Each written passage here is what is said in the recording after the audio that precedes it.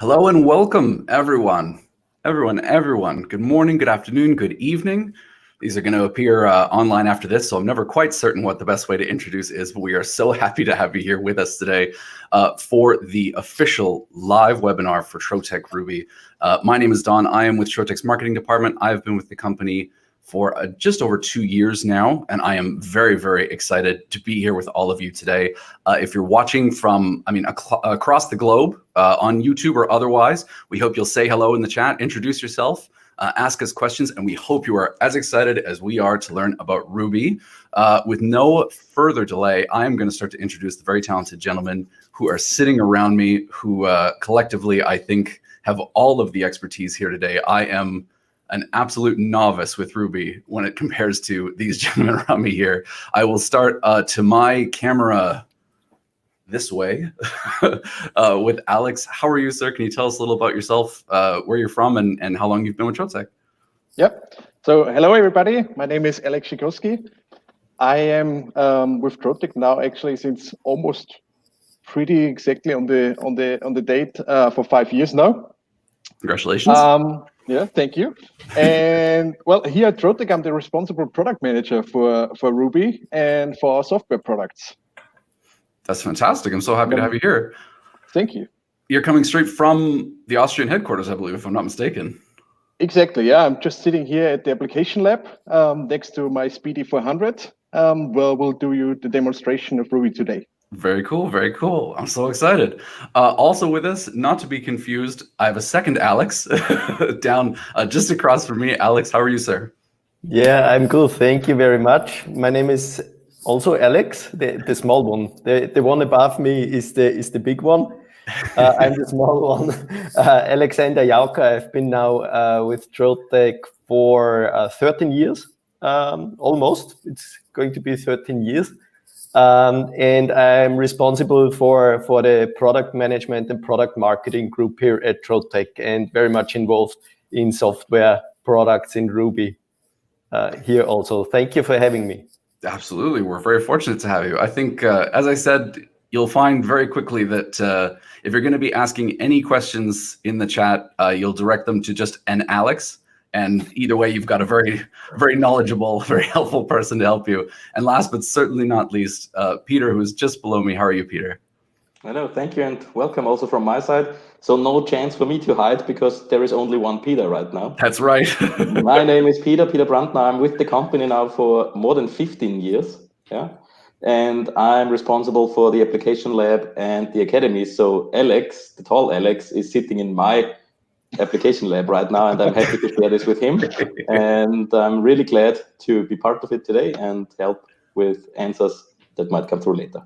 Absolutely, absolutely. Just so everyone knows, again, we're so excited to have you here. Please say hello in the chat. Drop us your questions as you go. We're going to be collecting questions throughout the webinar. We have a whole dedicated section at the end for Q&A, but we are going to get right into things. We have a little bit of a quick demo planned for you with Alex. I'll keep you in suspense as to which one.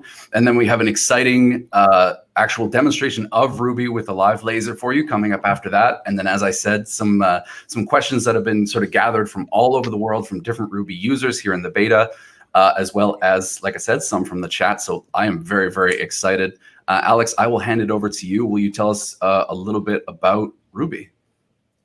Okay. Thank you very much, Don, and also thank you for to the Trotec Canada team for hosting this session and for the opportunity to introduce Ruby to the world.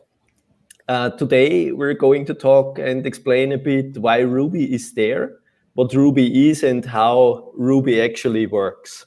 And Alex S is doing this in a few seconds, but first let me have a few words on Ruby. We are really excited here at Trotec that now everything is coming together and Ruby and the world are meeting. The response to the open beta is really outstanding. To be honest, in the beginning, there was some initial skepticism, and I totally understand, because when you change something that is well known and loved by the people, everybody was like, okay, where's my job control going? And we're going to answer this today too. but now we already have a lot of Ruby fans. So the people love how the photo engravings turn out, the import functions, hot folders. We're receiving requests that people want to use the Ruby API to connect their web shop to it and to fire their speedies from external software programs. So we just gained a lot of insight in a very short period of time in the last weeks. And this is exactly why we are doing this open beta, to learn from you and to drive and develop Ruby together with you and to change the laser world. So thank you for your contribution and contributing to Ruby. We're going to continue to do this. So why Ruby is there? We started this initiative, I would say, a few years ago when we developed Job Control 10. And started to develop Job Control 10. So this was quite a while ago. And at that time, we realized that how the people work with their lasers has changed. Laser engraving and cutting is not what it was 10 or 15 years ago. It went from the garage to manufacturing settings and to workshops. So it's big business already. A lot of our customers, they multiplied their business. So the requirements, what the software, what laser software should do and has to do, changed and increased. So people wanted to operate multiple lasers at the same time from one PC. They want to use Macs, they want to use a mobile phone and tablets to control the lasers. They want the software where they can easily create their laser jobs and work with their laser parameters, very, very simple and straightforward. And the laser should not be a standalone unit. The laser should integrate in a total overall workflow and exchange information files with other systems like ERP, MSI, or webshop e-commerce systems. Multiple users, multiple roles, and pre-press integration, that's really a must. So the demands from the users, what we experienced in the last years, really increased. And that's what we like to do with Ruby. Ruby stands for all that. We want to connect lasers. We want to connect laser users. Ruby is open to any customer workflow, providing a high degree of automation. And we want to provide the laser users with all the tools they need for their daily work to really redefine laser software and to set new standards for you and together with you. And we're doing this now with the open beta. We're embarking on a digital journey, and we would like to lead you in a new era of laser engraving and cutting. So that's my small pitch for Ruby. And now I would like to hand over to the tall Alex, the big Alex, to give you a walkthrough and show you what Ruby is capable of and how it works. So it's your turn, Alex. Thank you, Alex. even we get confused sometimes. Well, thank you for the introduction. It's a pleasure really to be here today, to have all of you on this webinar today. And well, I would like to show you and give you first demonstration of Ruby and give you a little introduction what we can do with Ruby already now with the open beta, and to give you also an idea where we're actually going to. So I think first of all, and probably the most important and one of the most significant changes is that Ruby is a web-based software. So this will give us many, many benefits in the future. Because as Ruby being a web-based software, it means we will be able to actually just directly use and access it from a web browser. So in this case, I just opened Google Chrome, and I can directly log into the software and start working with my laser right away.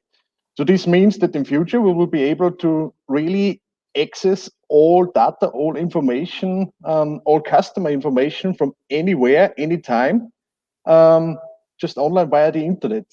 And moreover, also initially, we do not have to deal with any painful, time-consuming installation processes, which sometimes requires IT administrators or so. You can just directly go to your web browser, log in, and have everything available right away. So just type in my username, type in the password, log in, and have everything here already. And for today, I would actually like to show you a few use cases, a few workflows I have prepared up front for you. And the first one is, I would like to demonstrate how easy and quick it is to actually receive a file from our end customers and just start lasering right away. So with Ruby, we can just directly drag and drop, import the PDF file. It's here now already, and I will enlarge my screen a bit. I can directly open it in Ruby, have everything available in here, have the design in here, can have a look at it, can check it, see if if everything is correct in here done. In this case, it's all good. I can create a job out of it now. And just with copy paste, I can duplicate the design, prepare everything for the laser, check, for instance, also the material if it's set correct. So in our case now here, I have some Trolase material entered in the laser. So this is all good, and can just directly push it to the laser. And it's now transferred and can start lasering right away. The laser you see is already progressing and lasering firing next to me. I will stop this now for a demonstration and show you another use case. So you saw how really super easy and intuitive it is to just directly import a PDF file without actually going through any time-consuming printer driver or also any additional graphic program, for instance. You can just directly import it. But also, even if we need to make some adjustments, and I will again just directly import the PDF file in here, can open it in here, and have my design available here as well. Some of you might notice this is the design file we have seen also in the Ruby launch video. And I can make adjustments directly in here now. So in our case, the date is not correct. So it's still the 12th. So I can jump into here, make correction, set it to the 13th of November, and again, create a job out of it. I can duplicate it again with copy paste with the shortcut on the keyboard. And I can also do kind of small batch serialization now in here. So I can directly again here, just click on the design, edit it, and can increase the serial numbers. Is to 18.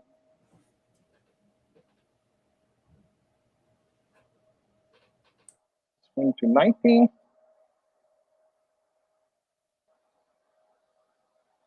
And last but not least, this one to 20. And I can very quickly make a small batch serialization of these templates directly in Ruby without going to a different software again or any editing program. And again, just select the correct material. So for those templates, let's assume we are using some anodized aluminum. So would all be correct set again, and can then again push it to the laser, and I could start lasering right away again. So you see also how much flexibility Ruby gives us in terms of graphic editing functionalities. But we also understand that from time to time, users just prefer to actually stay in their graphic editor. And for this, Ruby is also providing some really cool features and benefits. So during the open beta now, we are also delivering with Ruby a small application for the Windows, called the Tray app, which is running here down in the taskbar. And this Tray app also contains an import folder. So I can open this directory, and whenever I save a file to this import folder, it's automatically uploaded to Ruby. So I also prepared a job and core draw for you, this rocking chair. And when I push this now, publish this as a PDF, and save it to this import folder, will automatically be imported in a few seconds to Ruby. And it appears already, it is ready here. So this means you do not have to actually complete the designs, for instance, if you would like to stay with your preferred graphic editing, a graphic editor, you can just directly do all this, but still, as Ruby is directly importing those files, it provides us with a lot of functionalities also now, as we can actually also edit these designs now directly in here. So we can still, for instance, we can transform them, we can enlarge them, we can make them smaller, also rotate them, for instance. So this just as an example, some examples for use cases, what we can do in Ruby. I would now also like to go into more detail of all the individual phases in Ruby, because you might have noticed that whenever I progressed in the workflow, we're also changing the pages up here. So we're having basically 4 main steps in Ruby that guide us through the entire workflow. And first of all is the management phase. The second one is the design phase, the third one, the prepare phase, and the fourth is the produce phase. And I will say a few words now to all of the individual phases. So basically the management phase really is there to administrate all our different designs and jobs. But also it gives us the possibility to actually manage them in a more detailed way. So Ruby is now also coming with a system with the including tags.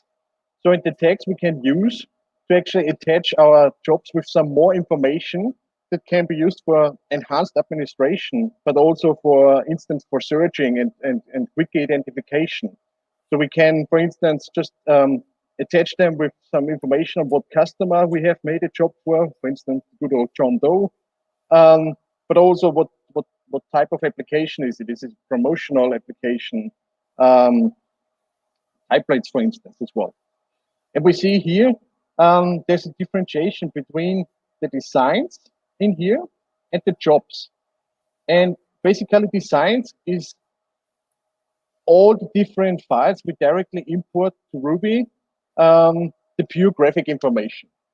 And as soon as we attach some, let's say, material information to it,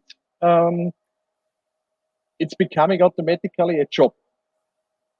And the advantage of this differentiation is, well, the design really contains all the graphical information we can work on and we can edit on.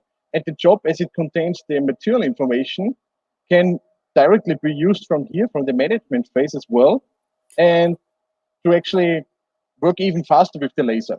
So we can just directly, for instance, drag and drop one of these files here, push them to the laser, and it's now added to the laser again, to the queue, and we could actually again start right away lasering from here. So it's kind of like a quick bring functionality. And what file types does Ruby support at the moment? We can see this on here when we click on the import. We can see here the file types that are currently supported. So these are PDF files, PNG files, JPEG files, bitmap files, SVG files. You can actually also directly import a zip file. And of course, you can also import files from job control, so the TSF files to Ruby. In the management phase, as mentioned before, you can also do search for individual jobs. So whenever you enter something in the search field, it's searching for all the tags and the names and shows us everything that's coming up for this. And also, of course, we could sort this. We can sort the lists, for instance, by name or by the creation date. So this is basically the management phase. Let's jump to the design phase. And well, here, basically, we can actually edit all our files directly imported to Ruby, but also create entirely new designs in here. And I will show you some of the functionalities we have in here in Ruby now. I create a new page, and We see here on the top toolbar, we have some drawing functionalities, capabilities here already. For instance, we can make a rectangle. Here on the sidebar, we also have the properties for it, and we can adjust the size of this. Make it 100 by 60. Lock the proportions again, and fit this to here. We can also, of course, add ellipses, circles to it, or also lines, and we can also add text to it. So I use the text tool to enter some text in here, a name, Lucas, for instance. And here on the side, on the property field, again, we have some additional information and properties to modify this text now. So we can change the font type, for instance.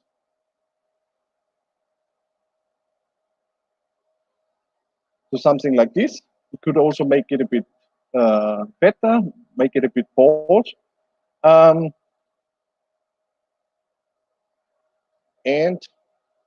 we can also add an image to here directly. So add this image of a tractor to it. And it's imported. It's a bit too large now. I'll make it a bit smaller. Visit a bit. Undo. And rearrange this here. When moving objects in Ruby, we also see the snap lines like here appearing. This really helps us to properly align objects to each other and to the page. So I can easily place this on here now. As mentioned before, we'll also make some circles to here. We make this, we put this to the red color, to the red layer, and I will have a few words to this later in a minute.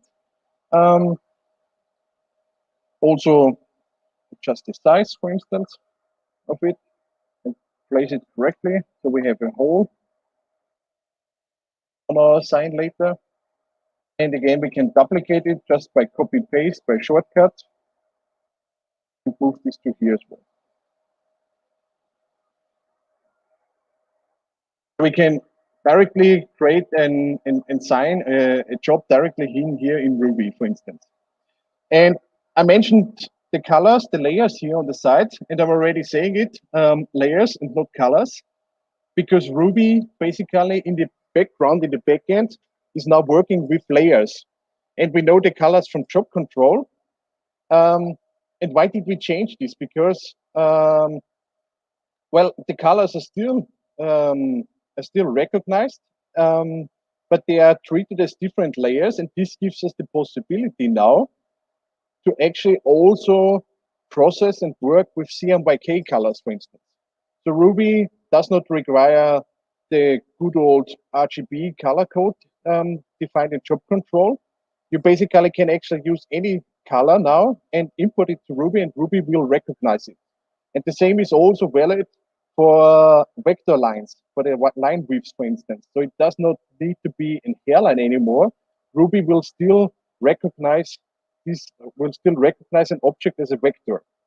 And for this, I have also prepared a file as an example.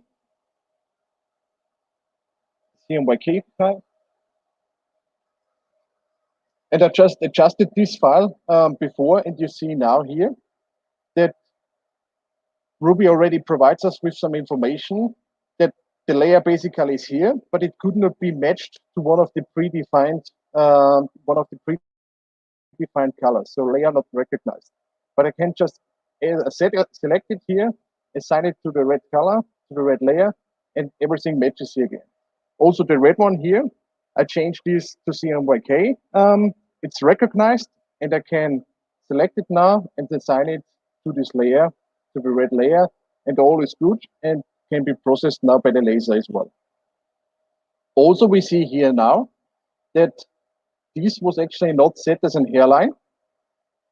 The height here, we see this here. The line width is 2.83, and we can make this now directly in here in Ruby and set it to 0 and make all the adjustments we need. But even though it would not be put to 0 in here, the laser can still process it and it will still be recognized as a vector in the prepare phase. Put this back now and show you this in the prepare phase now. Create a job out of it. And you see the line is not, the line is shown as a hairline again.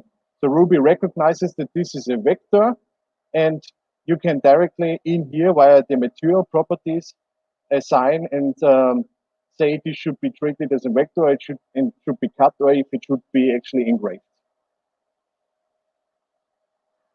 Let's go back to the design page.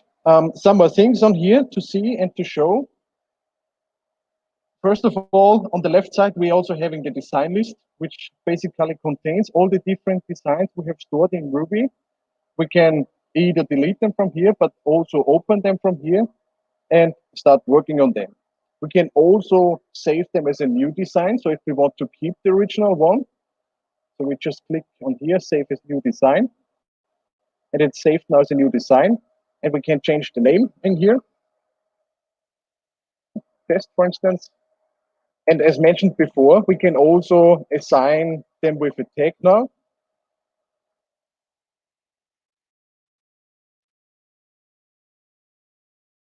We can then later on easily find them again and save it. Then on here on the right side, so we have seen, first of all, we have the dimensions of the sheet itself, of the job, of the design itself. Then when we click an object, we also see the dimensions of the object itself. We see the coordinates of an object. We can also select different anchor points. So if we want to precisely position them somewhere, and we can lock and unlock the proportions. Then down here, we are also having the rotation option, for instance. So we can enter a precise number to rotate an object, or we can just select it on here on the screen and move it to wherever we want it. Also, we see the fill option. So we can click and unclick this. And when we unclick it, we see that the text, the numbers are not filled anymore. This is pretty handy if we want to just, for instance, cut the outline of something to do a very, very fast processing, for instance, instead of the engraving. We can fill this again, and we can also change the line width. 0.2, for instance, and we see this is changed as well. Also, we can flip objects and mirror them.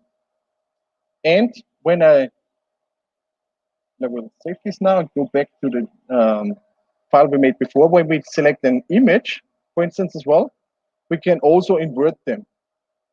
So we have this possibility and option directly in here in Ruby as well. And then, last but not least, we're having the layer card here on this side. And first of all, we see the individual objects as they are grouped by the layers we have in our system, but we can also adjust this and change the view and show the object order. And now we see really the order of all the objects that are stored, that are contained in the design. And we can change this if we, for instance, want something to lay over another object. And we can switch the view back again. Good. So this is basically the design phase. And now let's go to the prepare phase. So also on the prepare phase, we're having the design list again. So we can access all the different designs again we have stored and put them on the laser bed. But also we can go through all the different jobs in here. So basically the ones we created before already. In the middle, then we see our virtual laser bed, and down here we see also the crosshair, which is representing our laser head. And there's also a pretty cool and handy functionality in Ruby now, where we can use this crosshair and drag and drop it and let the laser actually move. And I will just show you this. And we see now in the on the laser camera that the laser head moved already. And what is this good for, more or less? We can do a super fast and super accurate estimation if a design will actually fit on a job. So in this case, I could just drop it to the corners and check if the design will fit on the job. I do not need to move the laser manually with the keypad. I can just drag and drop it on here and really do this super fast and easy and immediately clearly see if it will fit on the workpiece. Of course, sometimes this moving of the crosshair is not intended, so we can also just lock this on here. And when I lock this, I cannot move it anymore, and it will be safe to not accidentally be moved around. Then on the right side here, we're having, first of all, the name field, where we again can assign a name to a job, but also can attach it again with a tag. For instance, if this job mainly should be done with trolleys, we're also having the property field. So we can also, in the prepare phase, transform jobs, so make them smaller or bigger. We can rotate them. And as mentioned before, we can also, and as we've seen, we can also duplicate them just by copy paste. And we see the pen, as I showed you before, we can just also directly jump to the edit functionality from the prepare phase if we want to quickly do some small adjustments on the design. Also, sometimes we actually want to reset the job to the original format as it was sent, as it was transformed in Ruby. We can just reset it, and it's again the original size and the original rotation, the original angle in here. Then we're having the material card.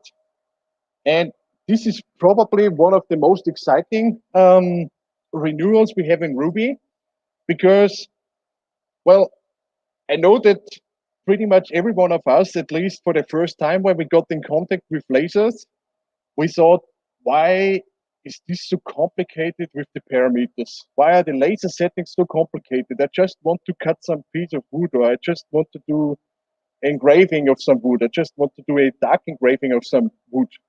And for Ruby, we actually completely turned, well, we actually started from scratch with the material database and thought about this and what we can do on this and how we can actually improve this. And we introduced something called the material effects to really work on this topic and to change this. So we really want to provide laser users with this option, with this capability, with this function to just select what effect they want to create on a material. So for instance, on some piece of wood, just have a dark engraving or have a deep engraving, for instance. And well, we will extend this methodology of the material effects in future a lot. So we have the first more or less tranche of the material effects now, the first introduction, as it's automatically importing the settings from job control during the installation. But this will be extended a lot in the future, and we really want to simplify the handling of laser parameters in the future a lot. So what do we see here on the material card? First of all, we see the material we have selected, and we can click on here and just search for some kind of material. So for instance, aluminium or some wood.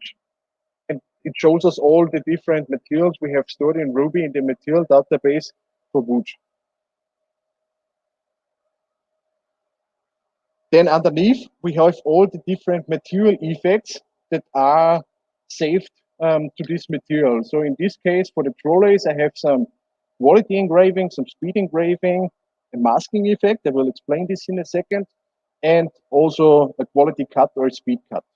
And also, if we have some color, a layer in our design that's not matching one of the predefined settings in the material, Ruby will show us this in the unassigned area, and we can then just easily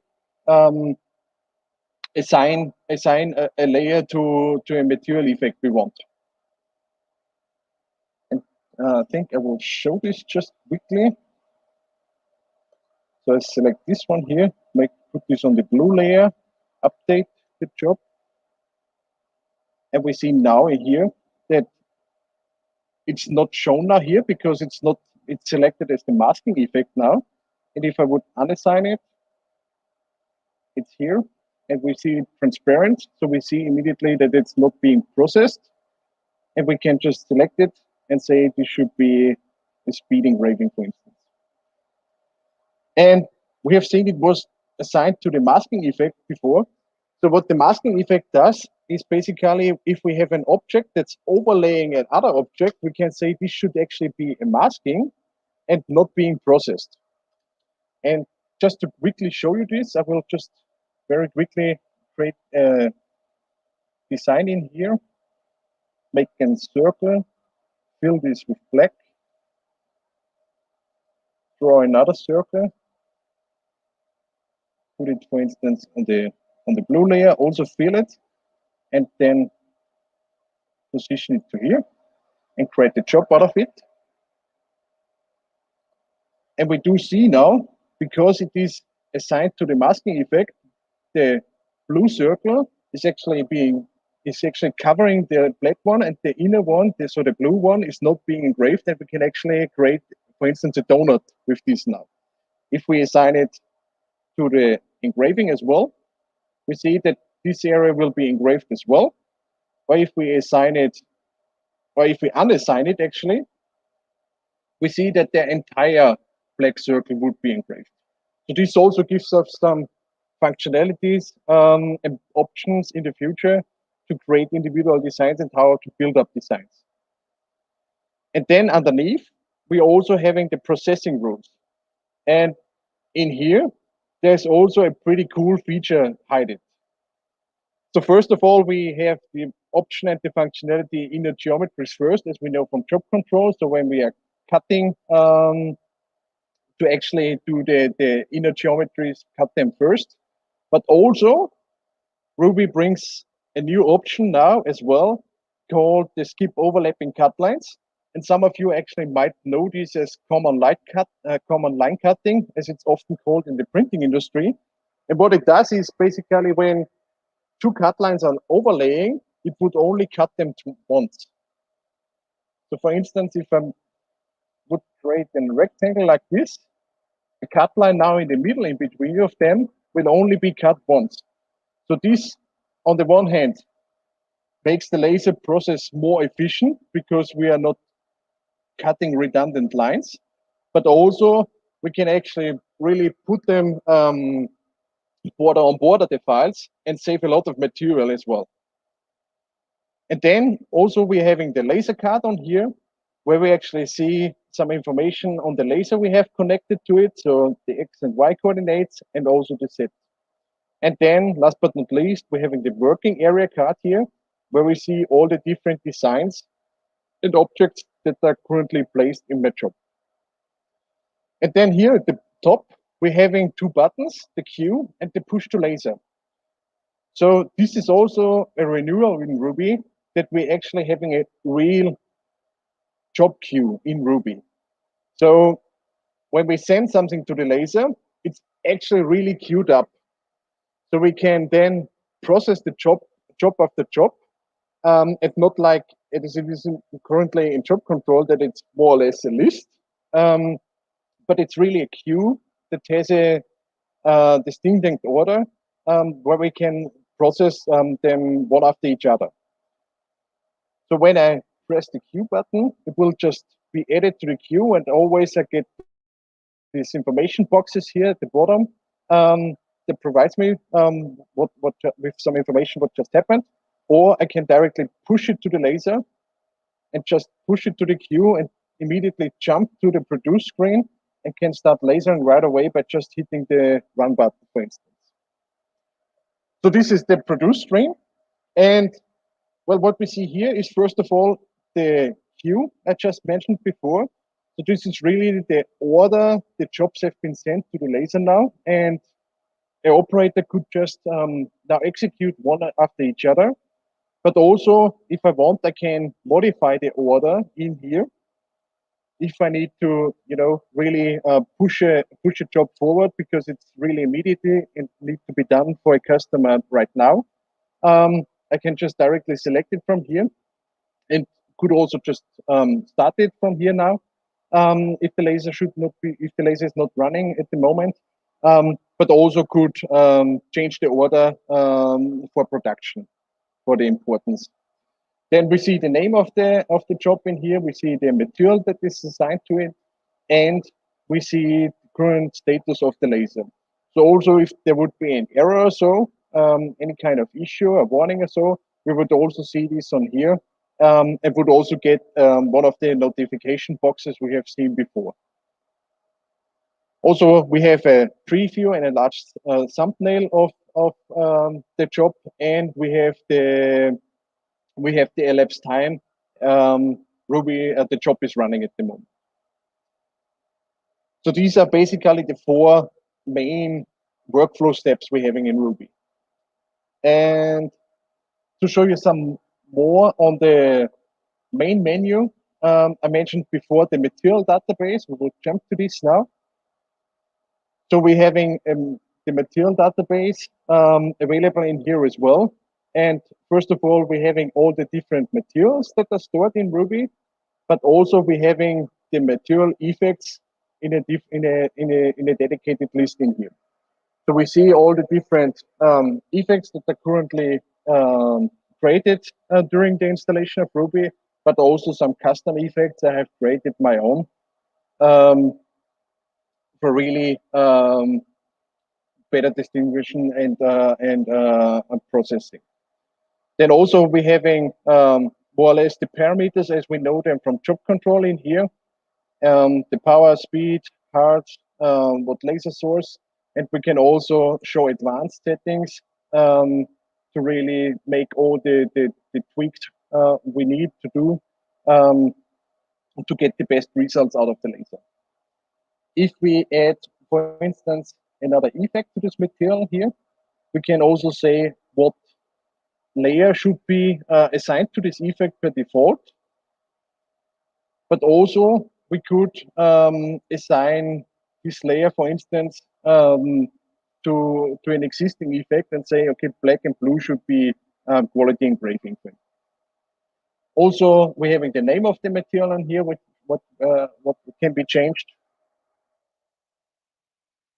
And then again, the text, which can be used for advanced searching later on.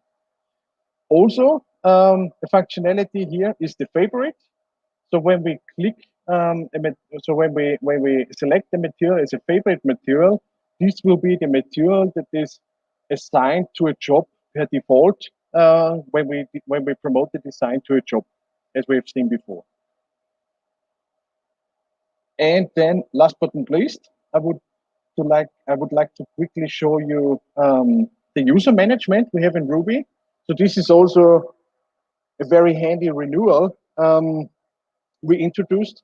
So not unlike with job control, where we always have one user, we can now actually create as many users as we want in our Ruby account.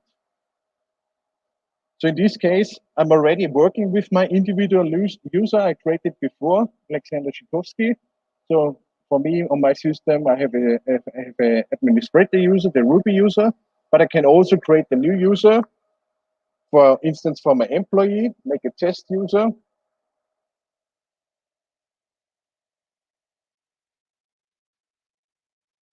And create this, and also get the password for this user, which I can copy to my clipboard and can send them, and can also say what permissions, what rights they should have. So for instance, I can assign them administrator rights.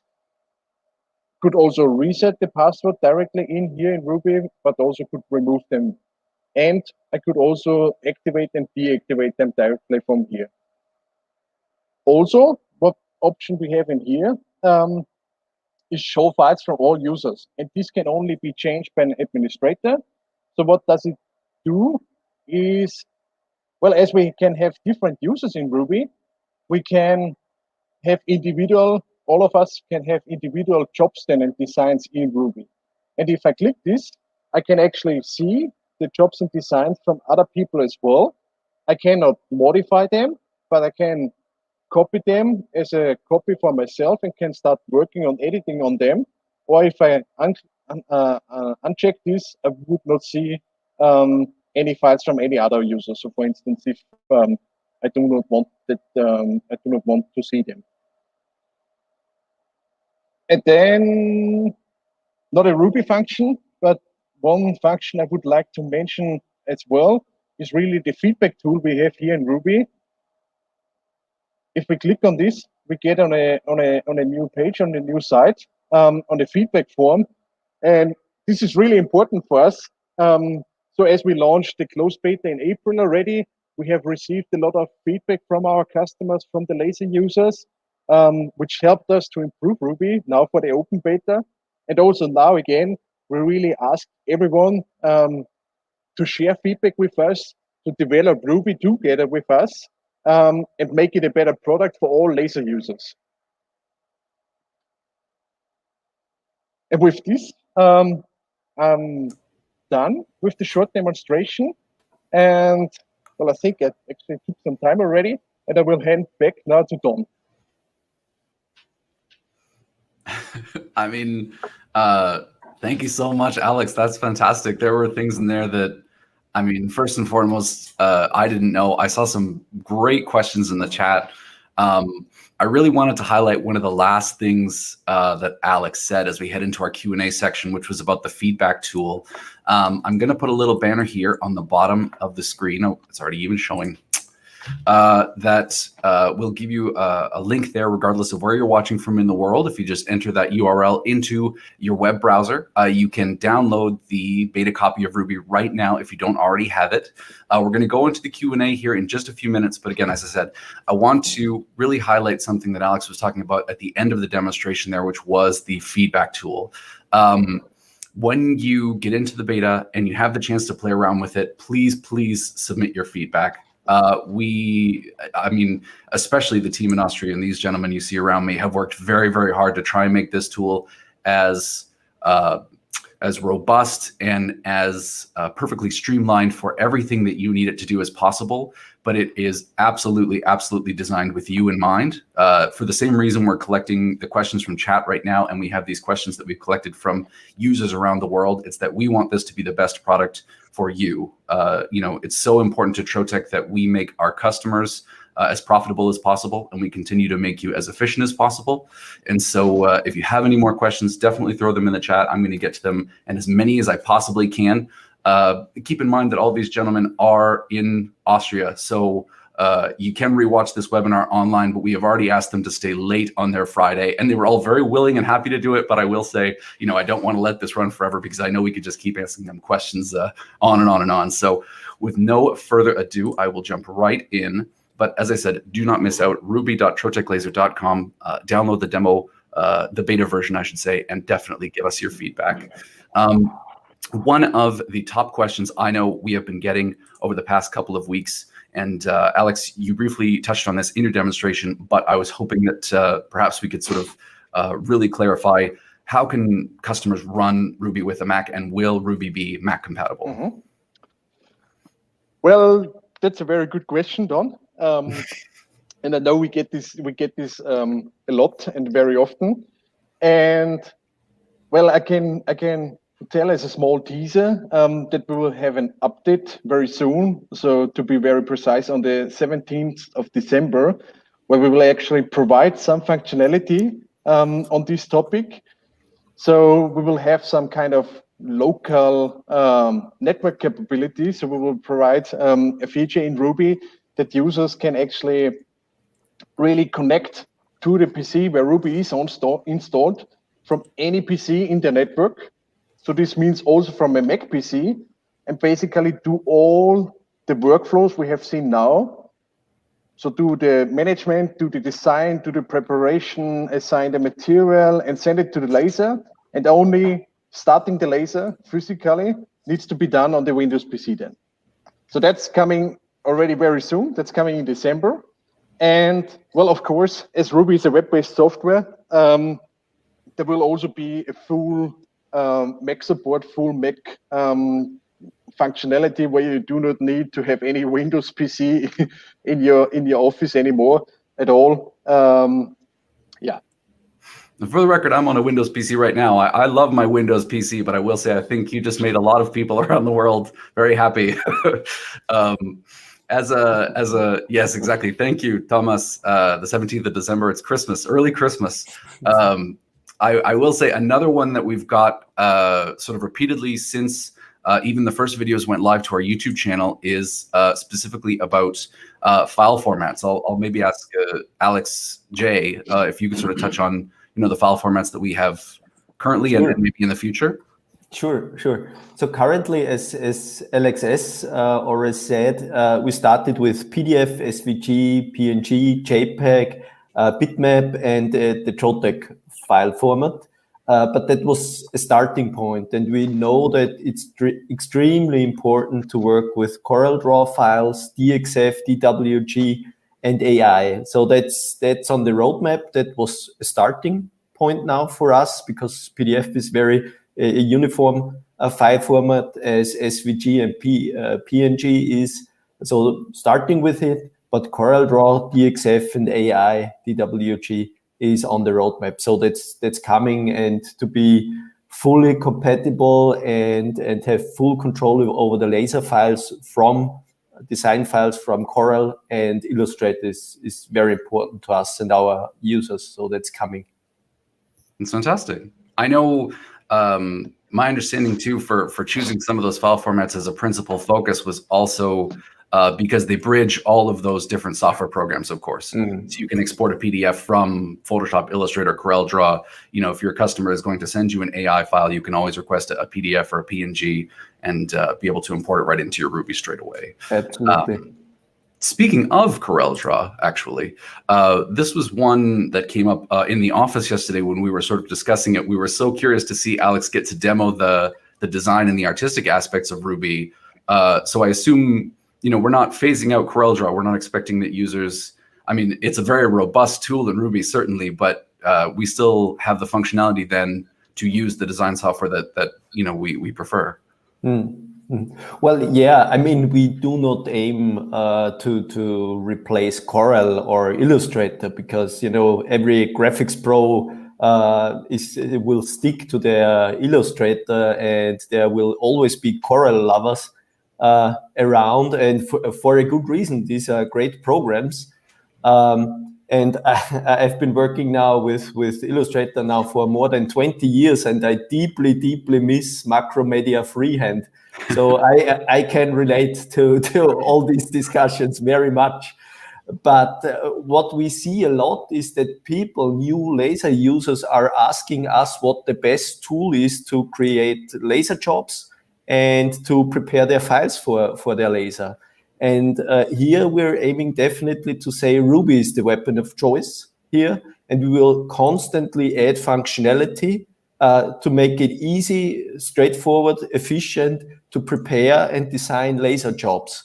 That's what we're aiming for, not to a full-fledged graphics pro editor. That's not the aim. That makes sense. Absolutely.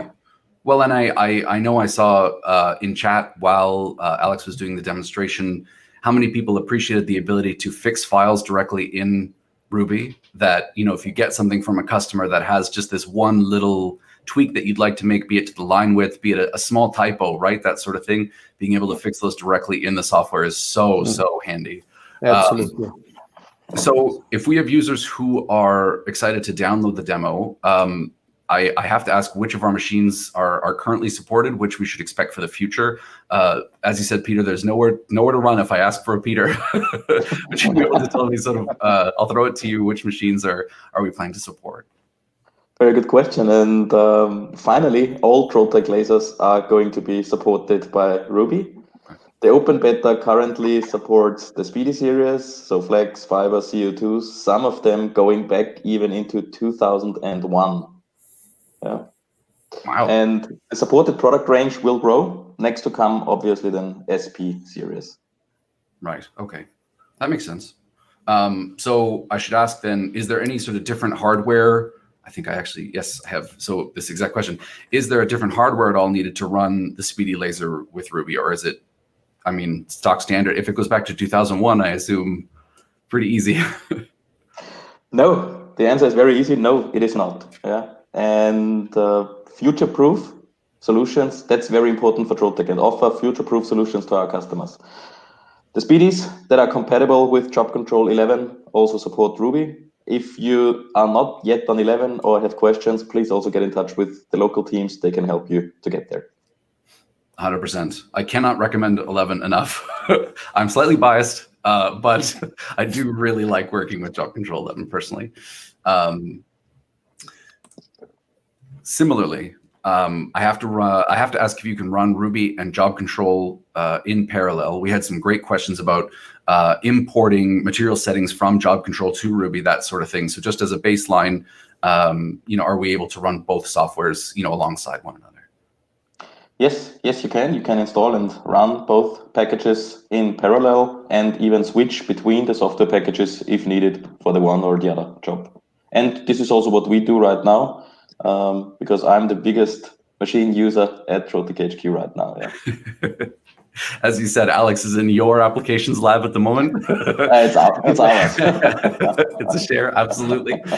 And so I think you've sort of touched on this, but again, these were great questions we thought gathered from customers around the world. So are there any plans for Ruby to phase out Job Control? And if so, how soon can we expect that? Yeah, Job Control is and still will be functional with your lasers, and we are going to support this. But obviously what you have seen also in the demonstration of Alex, Ruby and the technological base of Ruby allows us to bring even more benefits to the laser users of the world that have not been possible in the past. So definitely the technology base for future developments is going to be Ruby. And from today's perspective, we are planning to put Job Control into a frozen state around mid-2022. And however, it will still be supported then for the upcoming years. But the amazing stuff that Alex has shown, this is possible because of the technology base of Ruby. Yeah. That's really exciting. I think particularly as people get to use Ruby, they will really, really grow to love it. As I said, seeing the demo from Alex has really, I got a sneak peek of it several weeks ago, and it's made me an absolute believer. Even as a longtime Job Control lover, as I said, I recommend 11 fully, but yeah, I'm very quickly becoming a dedicated Ruby fan.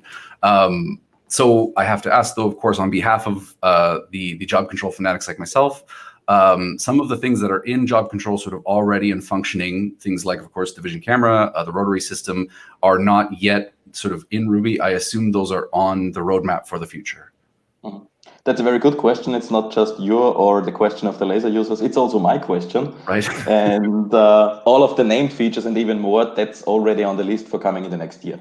Yeah. And the good thing, and for the visitors of the website, there is also very transparent the product development roadmap to be seen there.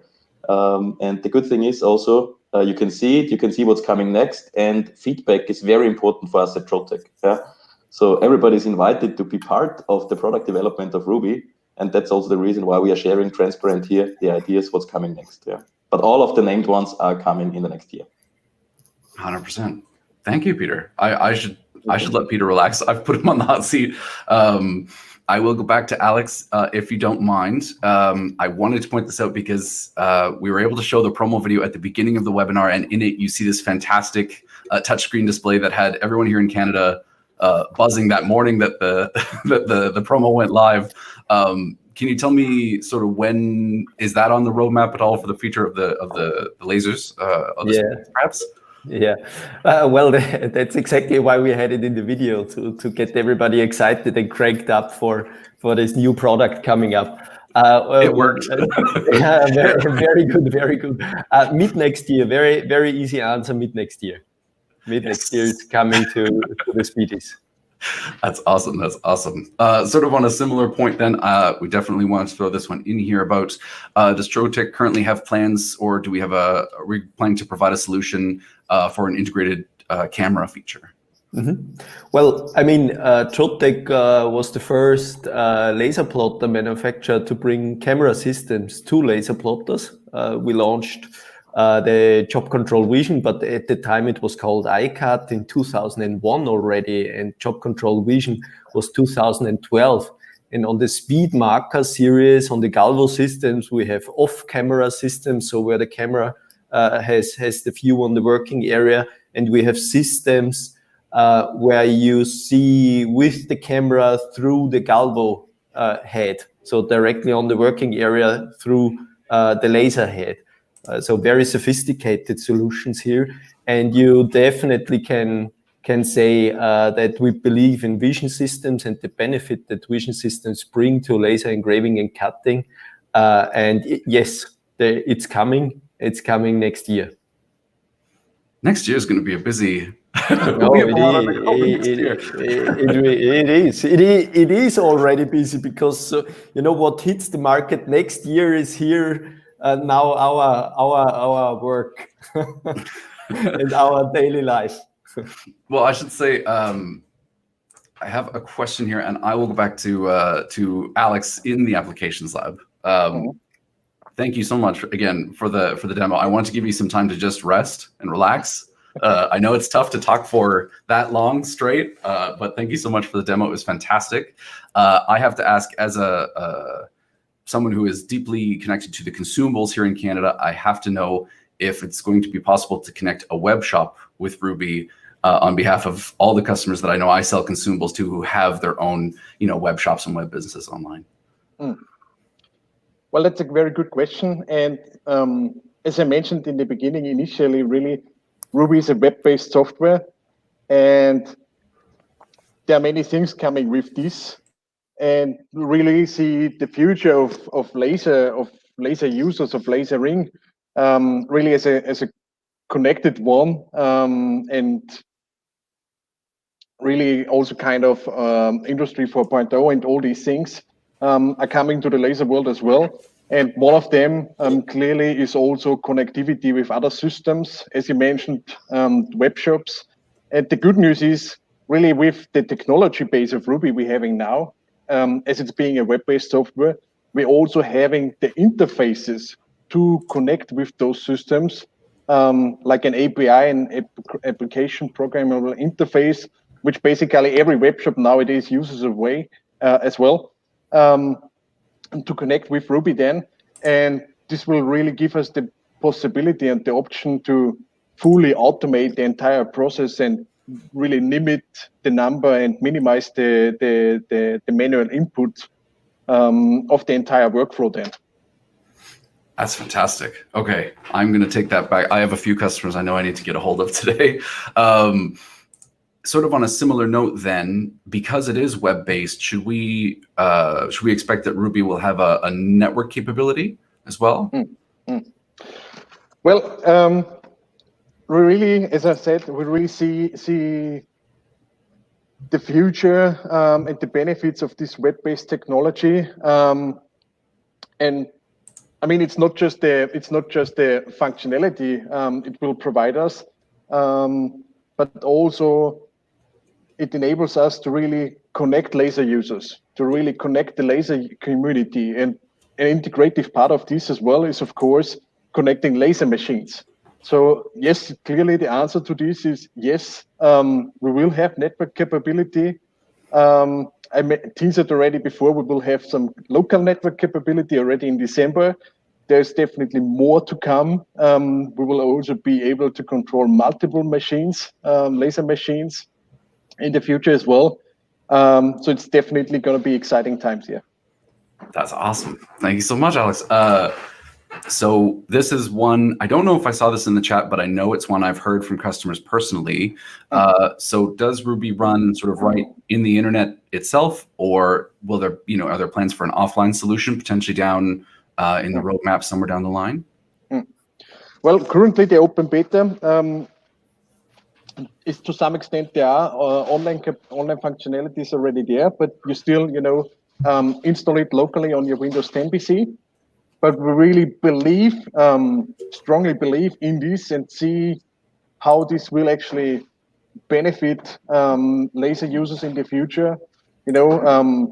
All kind of over-the-air updates, for instance, where we really stay up to date with our systems on the latest functionalities. There will come new features and new functionalities with Ruby often that make us more productive, as we have seen today. There's way more to come.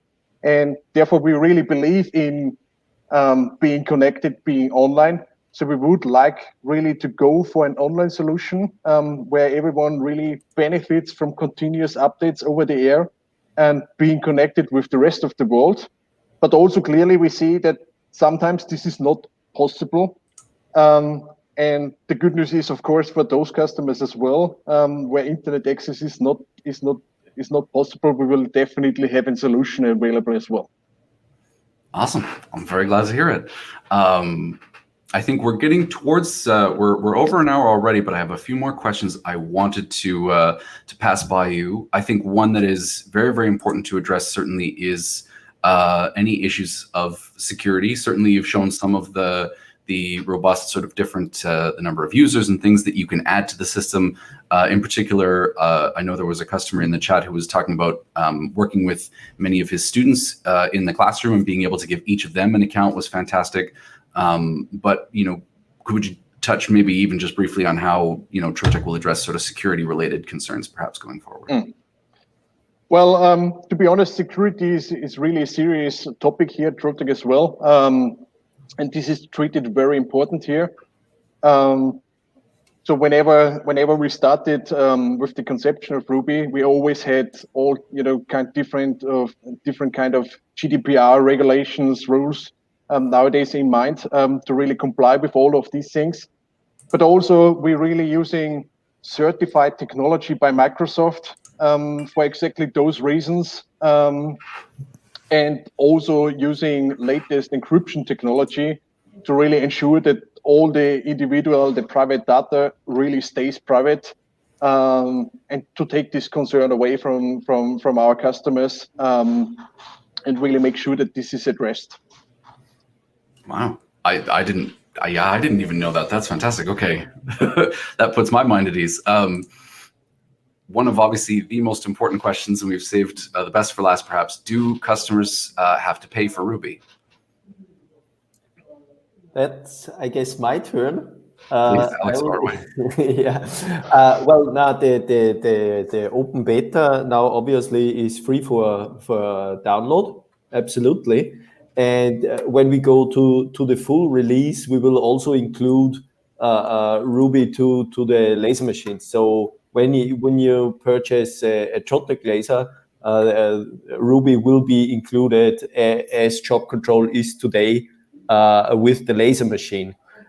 Today we have additional modules like job control vision and job control cut, which are payable options. And this will be also in the future. So for a certain feature set, for example, we might bring to a module, and for this you need to pay extra, which also gives extra benefit. But the functionality today from job control and what you see now in Ruby, also what's already there and will be available throughout the open beta, will be free of charge in the future also. Fantastic. Well, I'll come back to you then. We will end on a very strong note, sort of on a similar mode then. So would you say that it was on a subscription model, which is, the subscription models become very popular, obviously. Is Ruby planned for sort of a subscription or a fee-based model? Yeah. Well, that was very very interesting to see in spring. We did a survey amongst Trotec laser users. We got really good response to it. And we asked people about features and also if they would be willing to pay for a subscription model for a certain feature set. And everybody was really got nervous then and started to asking, do we need to pay in the future on a subscription basis because we don't like subscriptions? And not to make you more nervous. That was a survey, and we wanted to learn from the users when and for what they are willing to pay. And for functionality today, as you have in job control, the people said, we expect that this functionality is part of the laser machine. And we learned that, and we really respect that, and we see it the same way. As I mentioned before, for a feature set which is a little bit more advanced, like CAD/CAM functionality or vision functionality, that might be a payable option as it is today. And their subscriptions are interesting models, because you can buy or use certain functionality whenever you need it, and you can turn it off when you don't need it. So there's a good customer benefit there. It's not yet decided. We're investigating it, but we're listening to our customers and users, and we only will make things which gives benefit to them. I think that has come across in this webinar absolutely 100%. I want to, and thank you so much to our producers in the background here for popping these up for me. I wanted to ask sort of some of the questions from chat here, just as we're starting to wrap up. A great question from Enchantement during the demo that Alex was doing about, will any font be recognized by Ruby, or, what fonts should we expect will be recognized? Does the file format affect that at all? Anything like that? Well, that's really a good question. One of the great benefits and advantages of Ruby, because really importing the fonts to a system is something rather unique to have on a laser software. And well, during the installation, because Ruby is still installed on the Windows PC, all the fonts that are actually installed on your computer will be consumed. So these are available. And as it is a web-based technology, also all the open font types provided by Google are consumed. So whenever a font like this is being included in a file, it will be recognized and will be imported. But the good news also is Ruby will always really provide you information if something is not working. So it will give you some information if a font is contained but could not automatically be recognized or transferred. So the user will always see and know this and can take action on this then. So sort of a similar functionality to, as you were showing, if a color in a file was to be brought in and it wasn't recognized immediately, in that same sort of way that you can assign it to one of the colors right there in Ruby. Sort of a similar idea. Exactly. Okay. That's fantastic. One thing I did see in the chat, and I believe we were able to answer it in the chat, but I wanted to just confirm it here officially. Will Ruby have the ability to import material settings or specifications from job control? Are you able to sort of bring those into Ruby, in advance of working with a material that you're familiar with, say, for example? Well, as I mentioned already during the installation, Ruby will import all the configuration, including also the material settings from job control. That's also why currently job control is kind of prerequisites for the Ruby installation. Right. So because we are consuming all these configuration files also for the laser to really make sure the laser is really working perfectly fine. But also there's a manual functionality in the tray application where what I have shown also to open the import folder, where you can manually import also machine settings, and then also directly in Ruby can also import material settings manually. Fantastic. Wow. Okay. So I think, again, this is another one that I think you sort of covered off, but just Mike Clark works with us here in our Canadian office, and I know I would be remiss if I did not pull up his very good question. Will a file that's in CMYK be converted to RGB? And I believe you sort of showed it almost doesn't matter. Well, exactly. It almost doesn't matter. It will not automatically be converted because we do not want to, kind of automatically change something that might not be intended.